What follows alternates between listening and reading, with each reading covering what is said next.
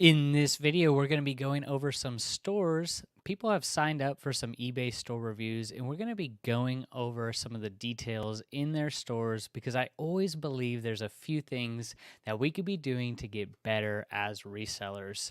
So if you guys have any questions about reselling in general, you can leave them in the comment section. And let's not waste any more time. We have a few stores to get to. First up is Christique Boutique. So the first thing right off the bat, you have some nice branding going on. Even though I don't put too much weight into it, it does look nice as far as like how serious you're taking your own business.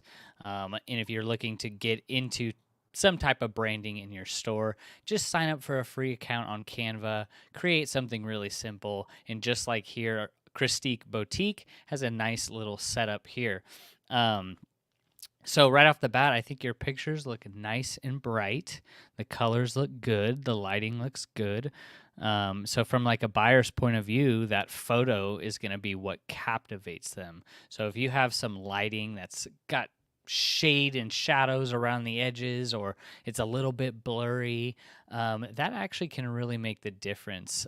So having a nice presentable product, looks like you do use some type of background removal tool, whether that's on eBay or Lightroom.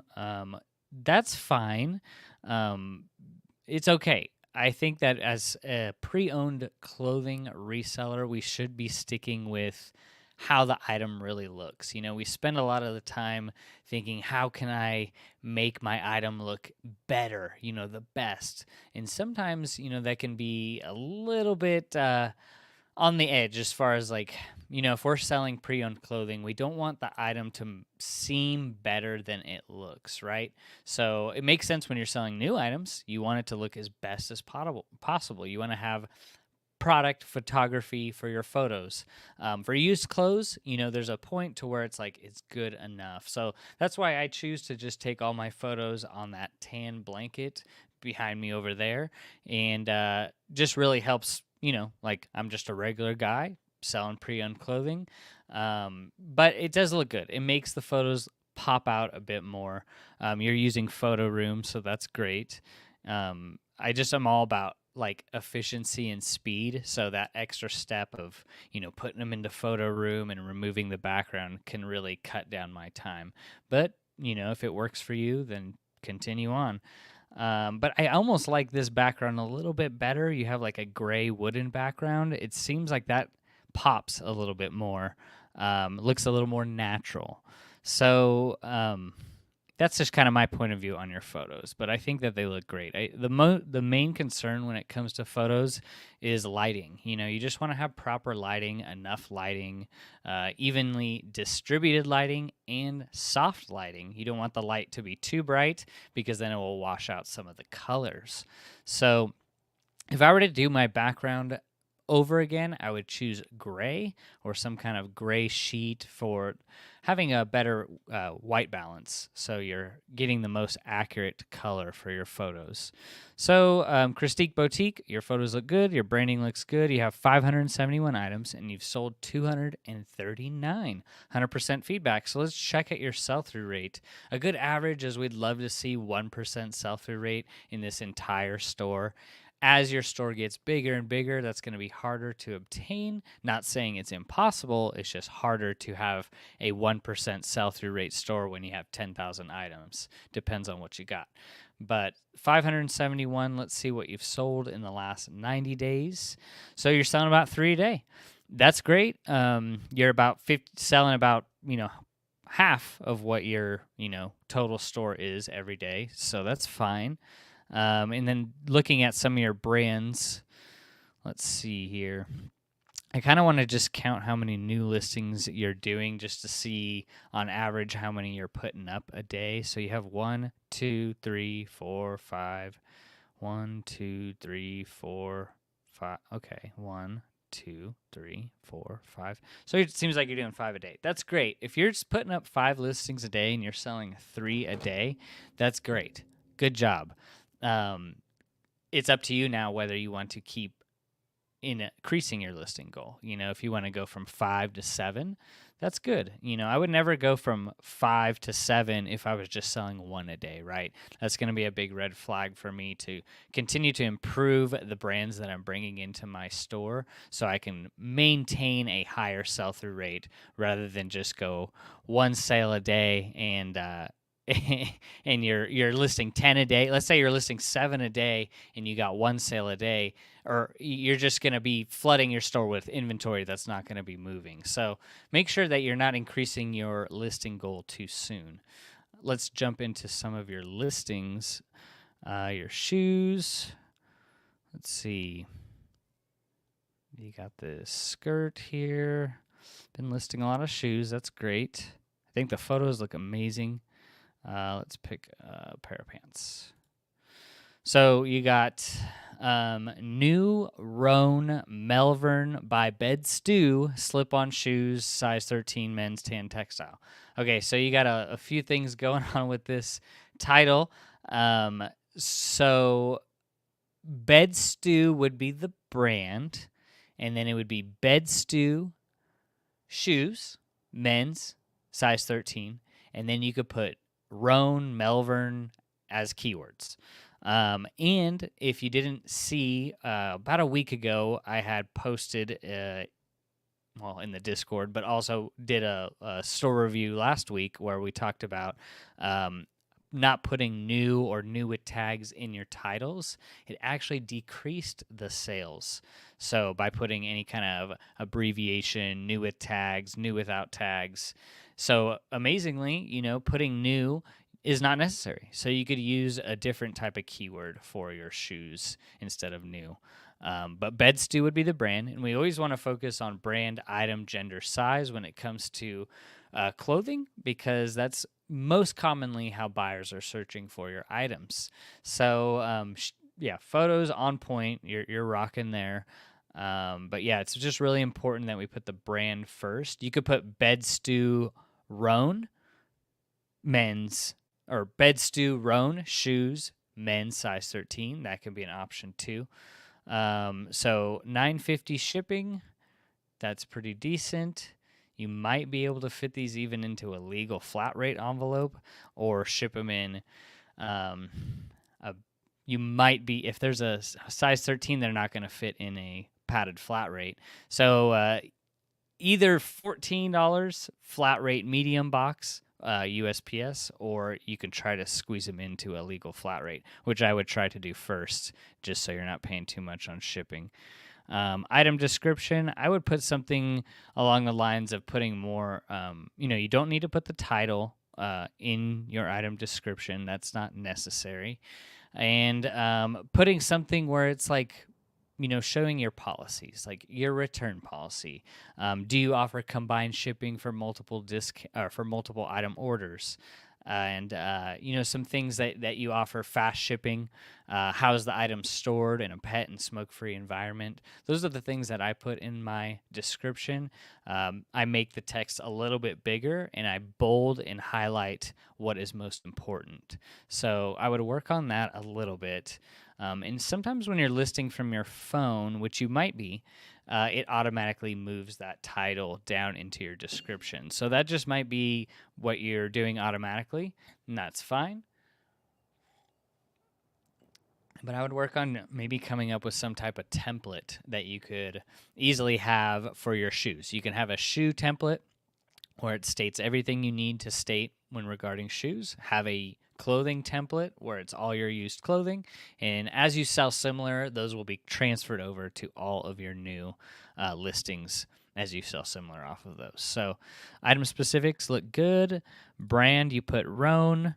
Did that brand come up? I don't know if it auto-populated. If that brand didn't come up, Roan, then use Bed Stew.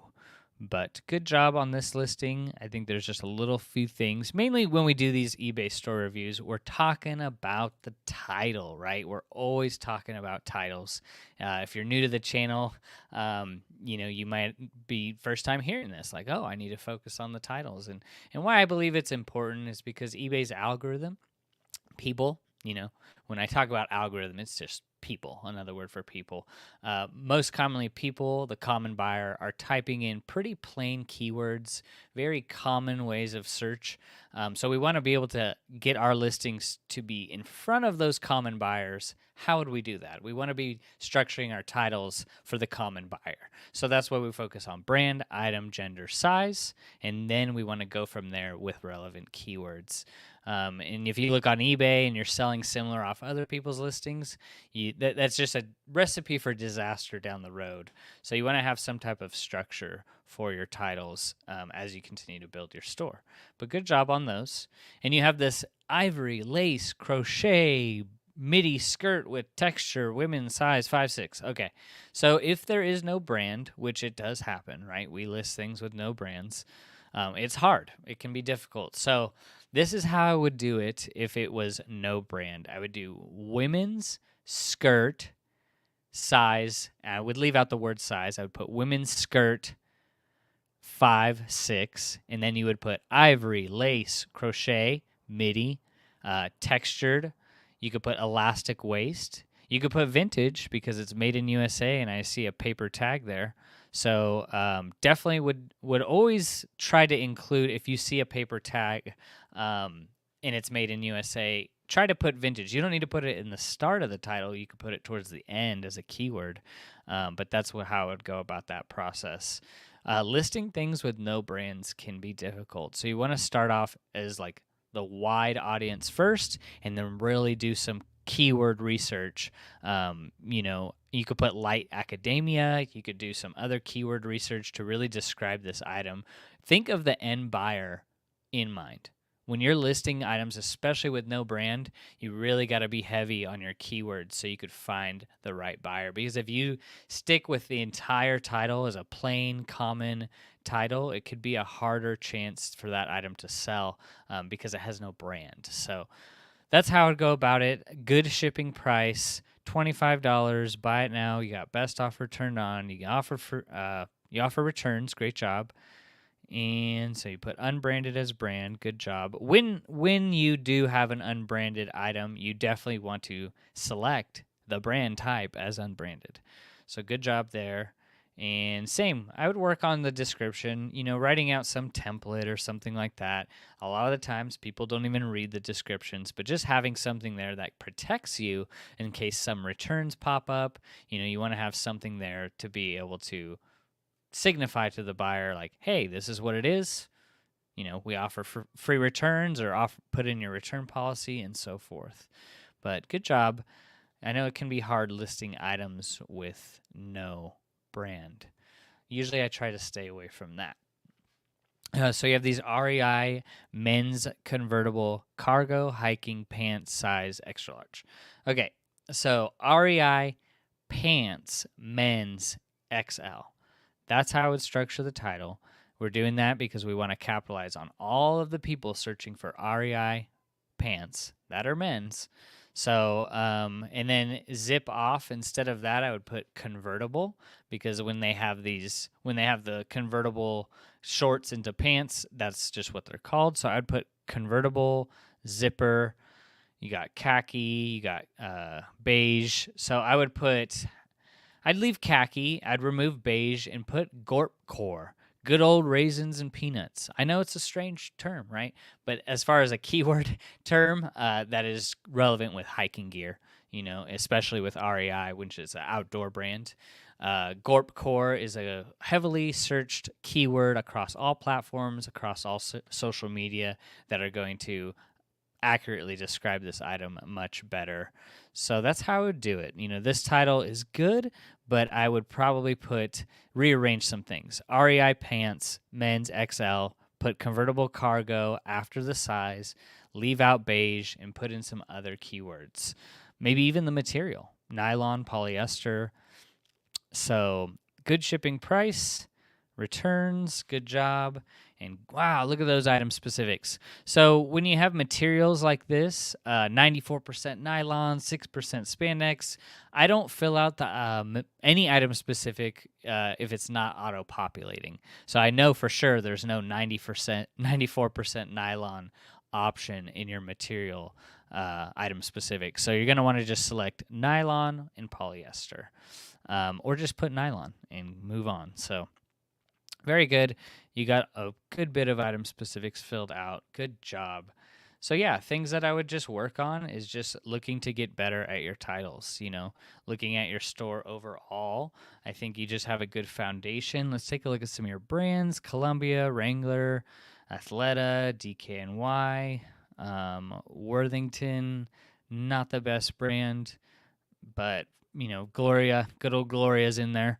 Not the best brand either. You just really want to, when you're first starting out, just pick up more brands like this. Silver, you want to pick up some more Prana, you want to pick up some more Athleta, really those higher end brands. So, yeah, try to stay away from White Stag to start. You don't want to fill up your store with a bunch of slow moving items when you're just getting going.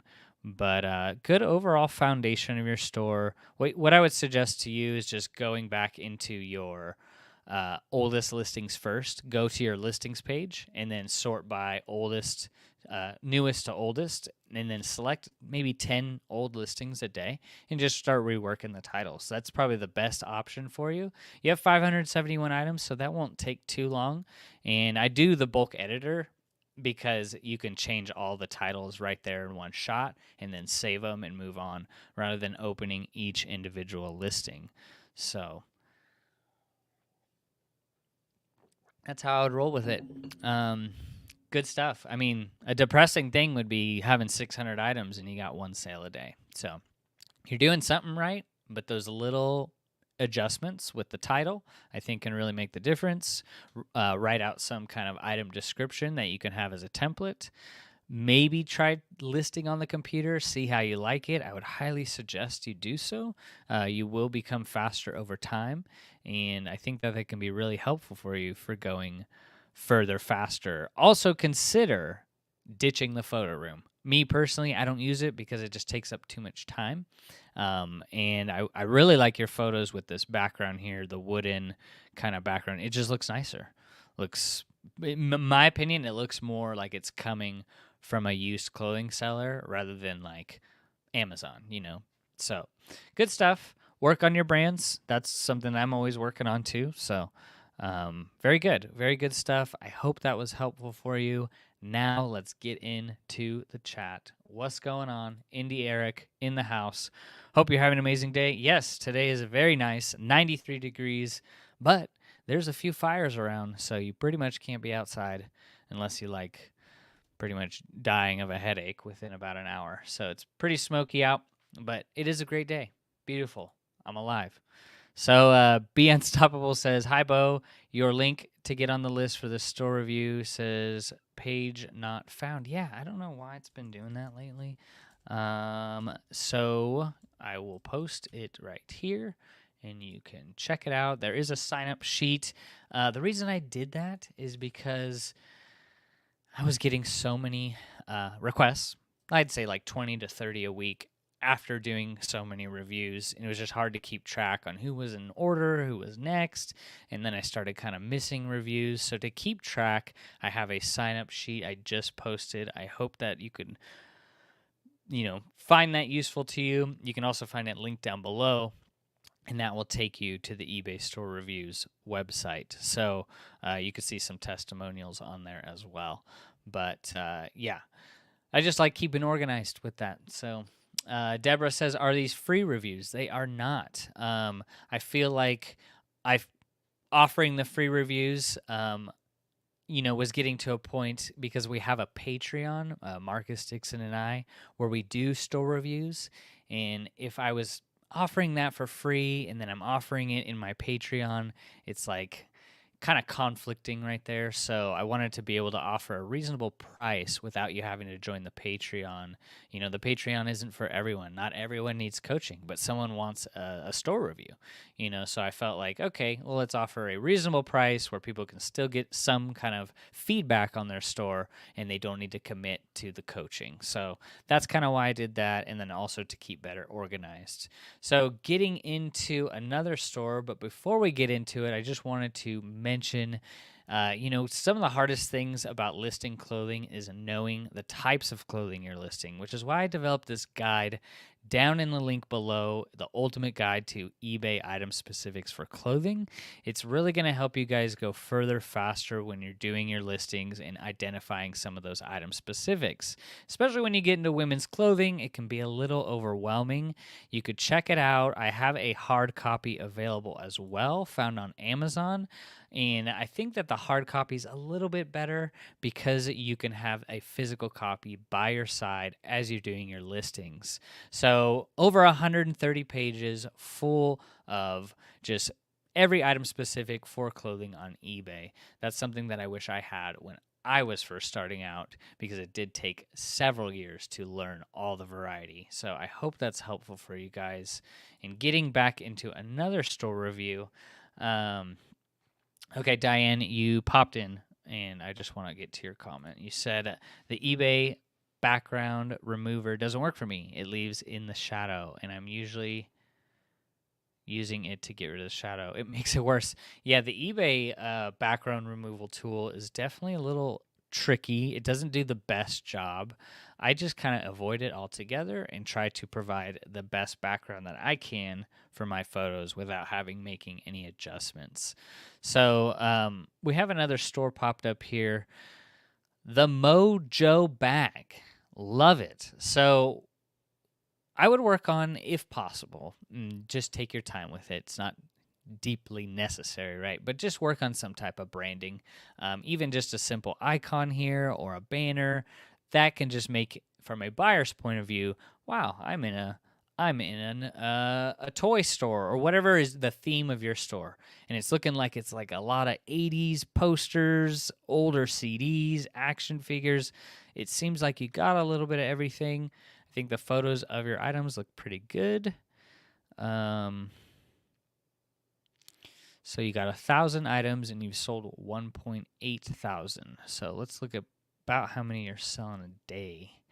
We need to know. So 1,000 items. How many have you sold in the last 90 days? Okay, so you're selling 3 or 4 a day. We definitely would like to see that a little bit higher. I don't know how much you're listing every day, so it's kind of hard to gauge, your performance off of that. But let's say 3.2 a day, so yeah, you have 1,000 items. We'd love to see like 5 items sold a day. But since you're selling a little bit of everything, it's really hard to, figure, because you're active so much in this category one day, and then the next day you're listing CDs, and then the next day you're listing action figures. So your traffic is just going to be everywhere, So your newest listings, you got 4 Teenage Mutant Ninja Turtles, Lot, Power, Sound, FX. I mean, what I do like about your titles is that they are filled out. Look at these.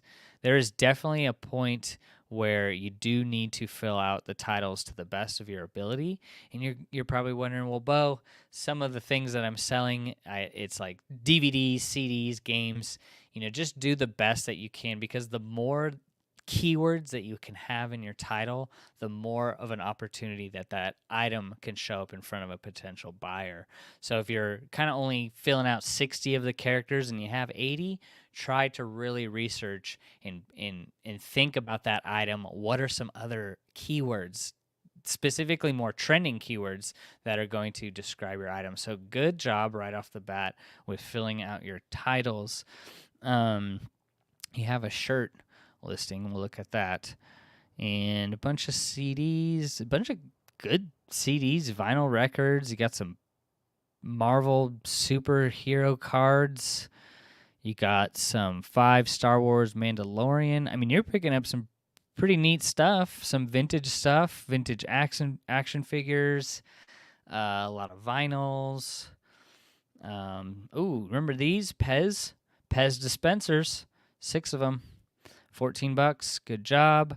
And just wondering how you're pricing your items. I remember this game used to go for $100.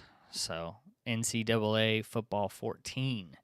You're picking up good stuff. Just right off the bat, like more vintagey, older prints.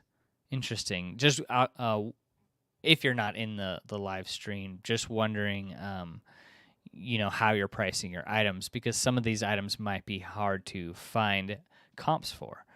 So, but let's look at this shirt listing. You got what I would do. I don't like when you have all capitalization on your words, it almost seems like you're yelling. So I think it's a much more aesthetically pleasing when you're just capitalizing the first word of each, the first letter of each word. So maybe I would work a little bit on that, but you're not doing it with a ton of your listings. But like Bruce Springsteen, I would just leave it how it is. I mean, don't capitalize the whole word. That's how my point of view would be on that. Jason Isbell Drew Holcomb Revival Music Fest. So just going back, I don't know how many clothing listings you have, but you really want to stick with the brand, item, gender, size type structure. And I prefer to have a photo of the first photo of being of the entire item. I see you just have like the top half. So I don't know. Some people might think it's like a crop top. So just trying to get, if you do more clothing listings, trying to get a photo of the entire item is going to be the best for the buyer. You do have measurements, pit to pit, and collar to bottom hem. So that's good. Good stuff. You have the picture of the tag as well. Good shipping price. No returns. What's going on? So here's my argument for offering returns is that what business do you know of in life that offers no returns? The only ones that I can think of is when you buy electronics from thrift stores and garage sales. But like what brick and mortar stores do you guys know of that don't offer returns? Not very many, not any that I can think of. So the incentive to offer returns allows you just to open yourself up to more business. And also, it really shows the buyer that you stand behind your product. So when you're not offering returns, you're like wondering as a buyer, I wonder why. Is there something in this item or on this shirt that if I buy it, now I'm stuck with it? And always remember that this eBay money back guarantee thing right up here in the top right corner, what does that mean? That means eBay will give the buyers their money back guaranteed. So if they have any issue with their item, they can still open a return, they can still open a dispute, and instead of doing doesn't fit, ordered by mistake, didn't like, their now options are doesn't match description or photos, arrived damaged, and those open you up to now getting item not as describes. So that's my case for it. You don't have to stick with it. You can try it, see how you like it. If you start getting tons of returns and it's eaten into your margins, just turn it off. I always say try it and then see how you like it. See how it affects your business, how it affects your impressions, and go from there. And here's another thing that I think everyone should save and copy and put on your computer. And while I don't follow the brand gender type size for apparel and clothing, it is just a good guide to be able to have, especially when you're listing hard goods, books and media, electronics. You want to be able to follow this loosely, but to have that structure in line with what you're listing. So I think that's going to be really helpful for you. You guys can screenshot that or whatever, and I think that's going to be helpful for you guys. This is straight from eBay too. This wasn't something I just pulled out of thin air. But let's look at a few other listings. Just going back into this, I'd work on maybe a few more item specifics on your shirt. So Jake the Snake Roberts, WWF 1990 toy wrestling action figure. So good photos, good stuff. Priority mail. Yeah, you could do priority. I would usually, if it's under £1, my default is just to ship it ground advantage, right? And if you're shipping it priority mail for $7, you're actually losing at least 60 cents, because if you're fitting in a flat rate envelope, that's what eBay charges. So you might want to do some adjustments there. You got some good item specifics filled out. Good job. All right. And not returns. So yeah, the biggest thing after looking at your store would be seeing if you're open to offering returns. I think that that's going to just open you up to more sales, but it might open you up to more returns, and you may not like that. This is why we need to focus on just describing our items as accurately as possible, and possibly thinking about niching down, because you do have 1,000 items in your store, and I'm sure selling 3 a day might not be cutting it. So maybe you want to just niche down. Let's see. Trying to figure out how many you're listing a day. So 1, 2, 3, 4, 5, 6, 7, 8. Okay, you're listing quite a bit a day. And that's the cool thing about media, right? Let's say you're listing like 25 a day or 20, 25 a day. Media is quick to list. You can list it fast. It's easy. And that's what we love about media. But you might want to consider niching down maybe in just action figures or just media. Because the thing with media, and especially vintage media, is it's hard to find comps. And if you're getting down into like super niche media, those items might have to wait around. They might sell great for a good average sale price, but you might have to wait around for the right buyer, and that could take ages. So what I see here, though, like I don't see anything being too crazily overpriced. I do know that having some type of like daily coupon incorporated in your store, usually it would show up in a banner up top here like, hey, this buyer offers a 20% off discount on your purchase. That's going to help you engage with more sales. Also, I don't know if you implement this as well, running some type of markdown strategy for old items. I start mine actually after 120 days. It starts to get marked down 20% and then 10% after each 30 days after. So that's going to help you get more sales. I don't know if you're promoting all your items. That's going to be really helpful for you. Promoting your items, even just 2, 3, 4% can help you get a little more traction on some of those saturated categories, and opening up your return policy. So those things can help you get more sales, and it's up to you whether you want to do them. I don't know what your margins are, and everyone can run their business how they want. That's just my 2 cents, and those are the things that I would be doing if I was in your shoes. If I had 1,000 items in my store like yours, I would be looking to do daily coupons, markdown sales, and offering free returns, or even any type of returns. Buyer pays for return shipping is better than nothing. So I hope that was helpful for you. Keep doing what you're doing. Those little tweaks in your titles and all the what I just mentioned are going to help you sell more items. But good stuff. Getting back into chat. Hope you guys are doing well. If you have any questions, please drop them. We're here. We're here to help you guys go further, faster, and just take kind of what I've been learning and helping you guys maybe take one tip and you run with it. That's the goal. So Diane, we got to you. Deborah says, last live, you suggested I open a separate store because of transitioning from collectibles to men's clothing. I was worried about losing my feedback and ratings. I have had it for 19 years. Yeah, so that will happen.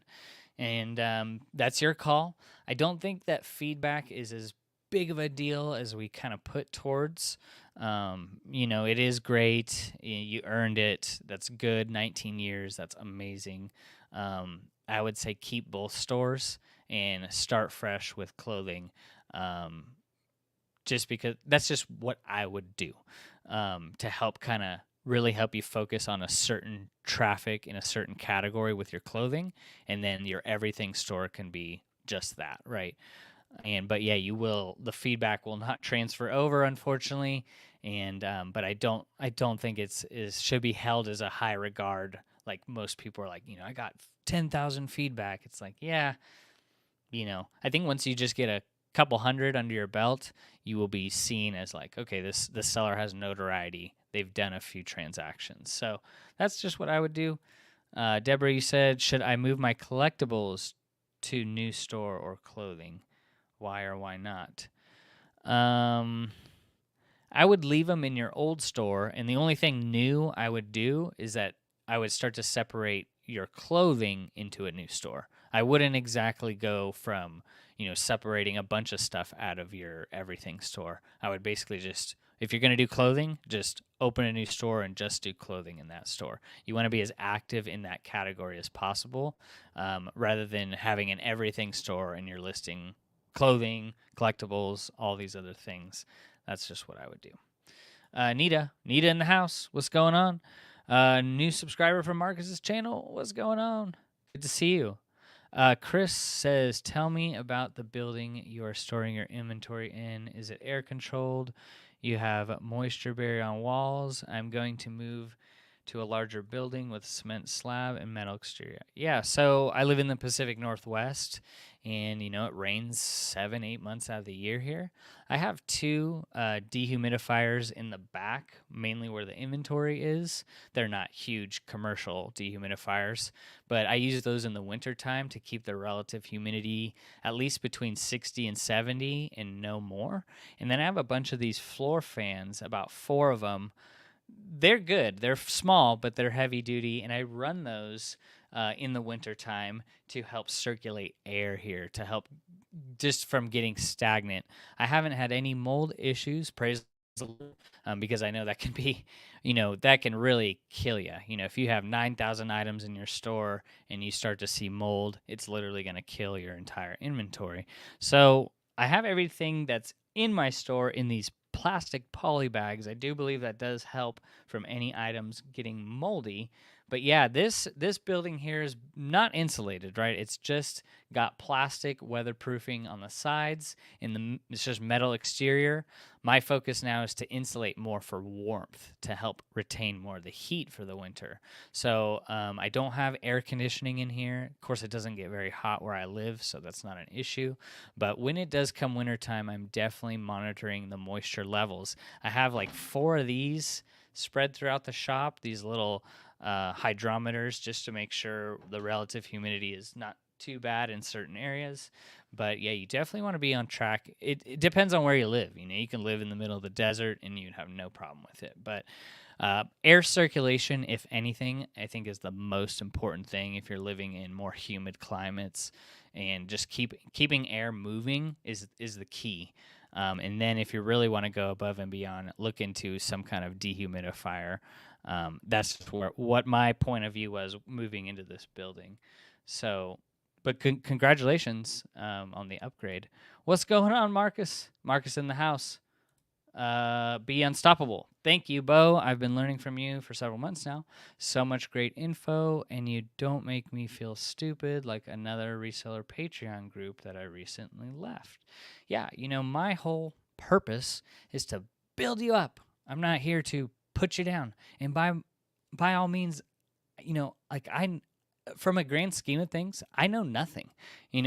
As far as like how many brands and sellable items and eBay changes all the time, it's like I've only been doing this for a little under 3 years. So I'm basically just helping you guys, apply some of the principles that have worked for me. But I never want to be talking down to anyone.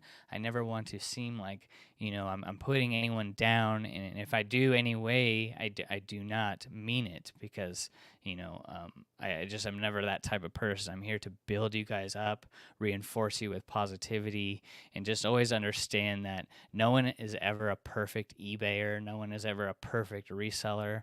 There's always things that we could be learning as resellers to get better. And I learn from you guys. I learn from your feedback, from your comments, and I always make me wonder, maybe I should try that, So I'm here to build you up. I'm here to help you guys get a solid base, and then you guys can keep building your business how you see fit. Because my business, my model might not work for everyone.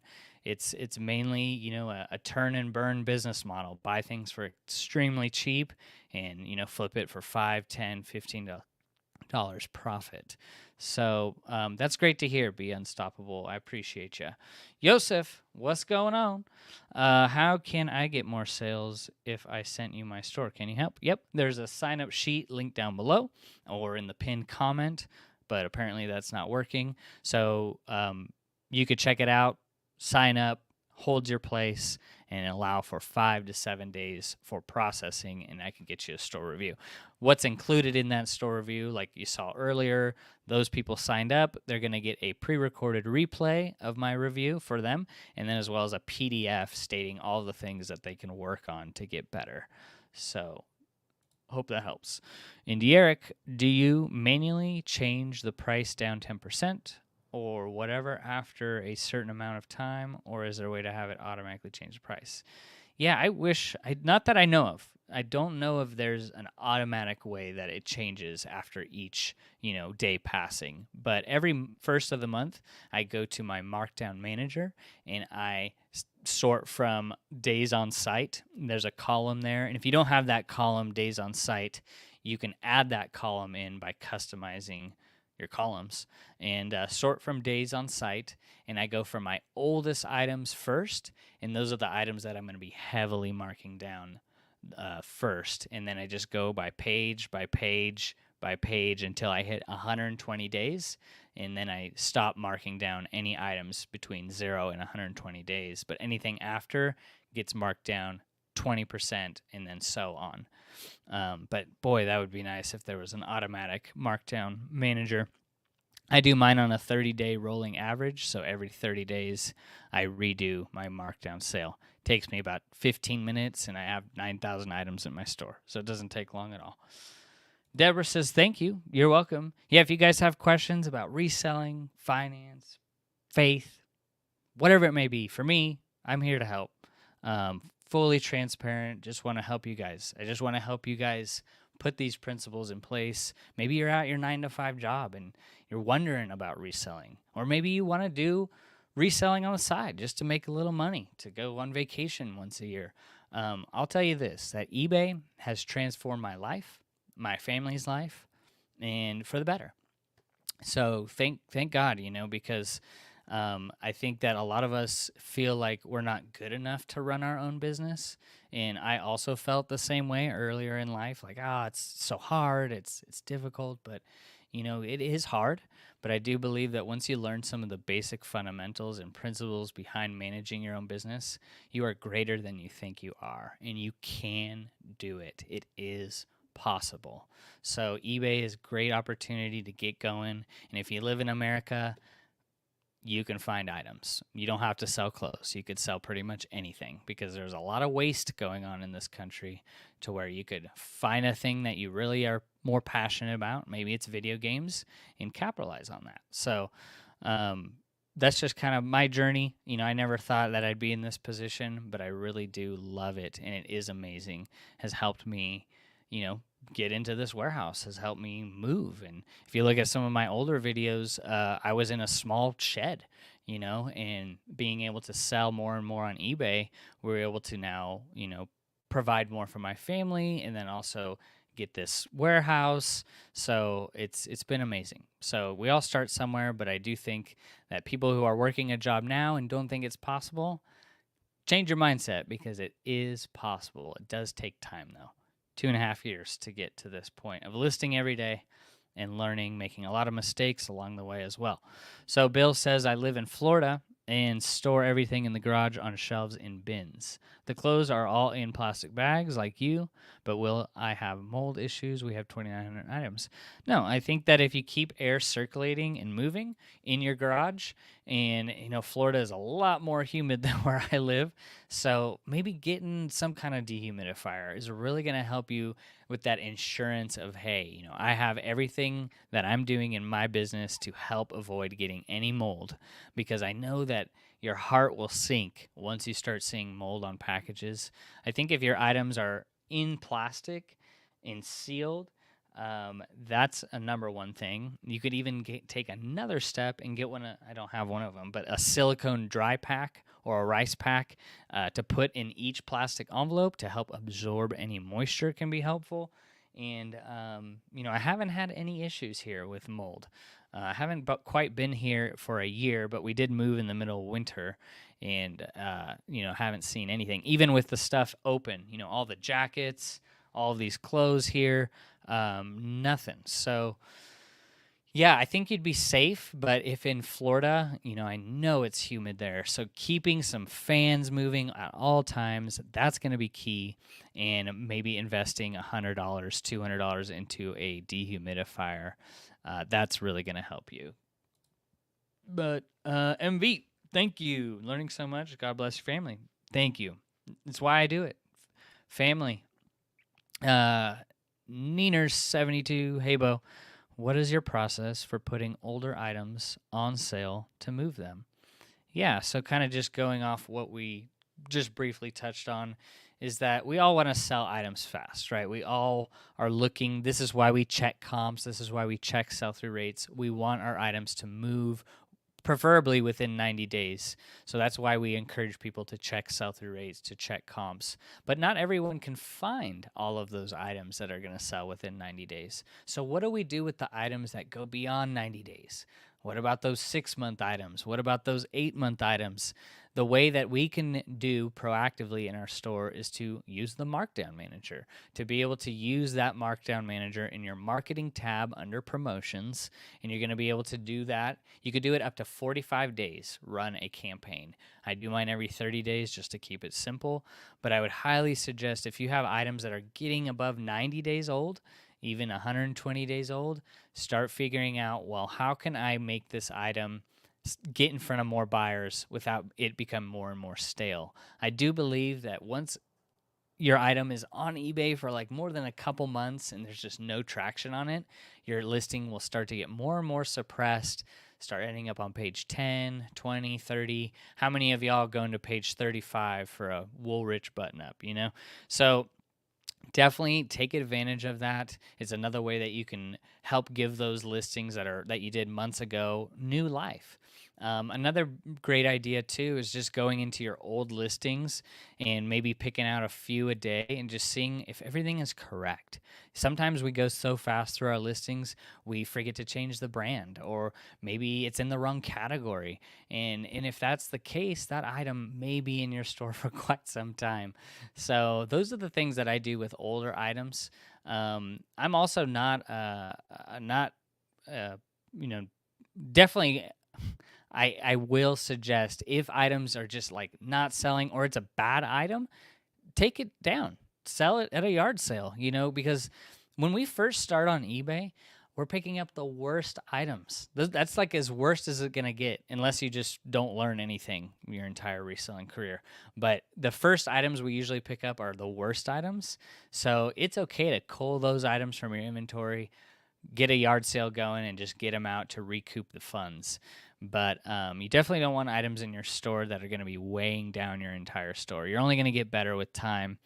But that's just what I do with old stuff. And if you have really old stuff that kind of sucks and you don't, you're wondering, why did I even pick this up? It's okay to take that listing down and sell it. So, Bill, you said we list 30 items each day, and it's definitely the slowest month so far this year and for us. And it looks like that it's the case for most people. Yeah, me too. Yeah, last week, I think it was like 2 days after Prime Day, I had my slowest day in over a year. So I was like 289 in sales, which is fine. Things are up and down on eBay all the time. This is the slowest time of year. So if you're experiencing slow sales now, just know it's only going to get better. Keep diligent. This is the time of year, June, July, and August, where resellers should be focusing on grow mode. Don't focus on, selling all your inventory during these months. Focus on how can I beef up my store now to get ready for the future. Q4, Q1. Those are the best months for me as a used clothing reseller. So just look at it this way. Instead of having the mindset of, oh man, my sales are struggling from June, July to August, go, well, this is the season to beef up my store. This is the season to, really get more product, more hooks in the water for when the fish come in Q4. You got more opportunities to make more sales. So don't be discouraged. A lot of resellers are, facing tragic issues, right? It's not a tragedy. It's not a, if you focus on, paying your whole bills in the month of these slow months, you're doing yourself a disservice, because it's Thank God eBay is not just open for those months. It's a year-round thing, and there's seasons. There's seasons to everything in life. And quarter three is known as the slower season. All retail stores have this slow season. All e-commerce, people aren't on their phones as much. So just know that we're almost through it. July 19th, within about 4 weeks, you're going to see that back to school rush. You're going to start to see a little bit more momentum picking up in your traffic. So just stay diligent, know and figure this way. Hey, this is just an opportunity for me to grow my store, get more items in there to be able to capitalize on what is to come. And just take that for all the seasons coming up. But yeah, Bill, good question. Appreciate you. If you guys are wanting maybe a little accountability, or you're thinking about looking for new items to source, or you're wanting to figure out what other resellers are doing, you could join Marcus Dixon and I coaching mentorship, where we have nearly 50 people growing their stores, applying the same principles that we are applying, that helped us do a little over 320,000 in sales last year, and now on pace for just under 400,000 this year. So you could check it out, linked below. We offer 9 hours of weekly coaching, reseller spreadsheet, an item specifics guide, as well as a store review once you join. So we appreciate you guys. We just wanted to do that mentorship to really take what we've learned to help shorten the learning curve and to help you guys go and hit the ground running. So appreciate you. We'd love to see you there. If you guys have questions and you're catching this on the replay and you're thinking about a store review, just comment on this video and I can set you up to get a store review. But if you're wanting to know what items that I'm selling in my eBay store and kind of the profits, what they're selling for, and the items that I'm picking up, you can check out this video right here where it goes more in detail along those types of items. I hope you all have a blessed rest of the week and take care.